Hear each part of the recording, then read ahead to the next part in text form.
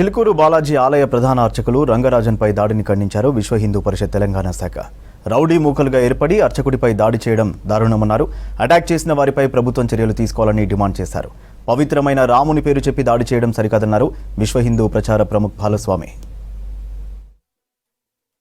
స్వార్థం లేకుండా హిందూ ధర్మం కోసము అనేక సేవా కార్యక్రమాల్లో పాల్గొంటున్నారు.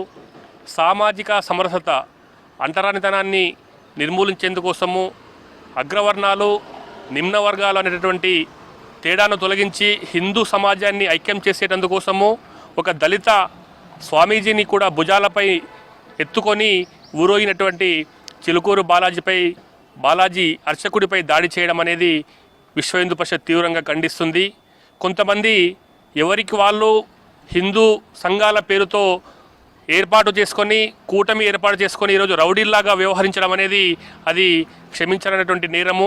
చట్టం పరిధిలో ఏం చేసినా కూడా చట్టాన్ని చేతిలోకి తీసుకోకుండా చట్టానికి లోబడి ధర్మం కోసము న్యాయం కోసం పనిచేయాలి. కానీ ఈరోజు రౌడీలుగా వ్యవహరిస్తూ ఒక ప్రధాన అర్చకుడిపై దాడి చేయడం అనేది చాలా దారుణము. ఇటువంటి సంఘటనలకు పాల్పడినటువంటి దుండగులు ఎవరైతే ఉన్నారో వాళ్ళపై ప్రభుత్వం కూడా కఠినమైనటువంటి చర్యలు తీసుకోవాలని చెప్పేసి విశ్వ హిందూ పరిషత్ డిమాండ్ చేస్తూ ఉంది.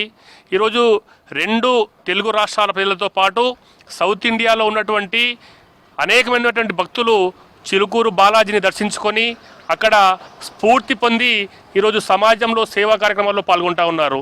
ఎన్నో సేవా కార్యక్రమాలను హిందూ ధార్మిక కార్యక్రమాలకు పుణ్యక్షేత్రంగా విలసిల్లుతున్నటువంటి చిలుకూరు బాలాజీ ప్రధాన అర్చకుడిపై దాడి చేయడం అనేది దారుణం. ఇది కాబట్టి ధర్మం కోసం పనిచేసినటువంటి వాళ్ళు చాలామంది ఉన్నారు.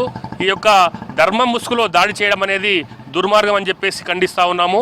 ఈ యొక్క రాష్ట్ర ప్రభుత్వం కూడా ఇటువంటి అల్లరి ముక్కలపైన చర్యలు తీసుకోవాలని చెప్పేసి మేము డిమాండ్ చేస్తూ ఉన్నాము.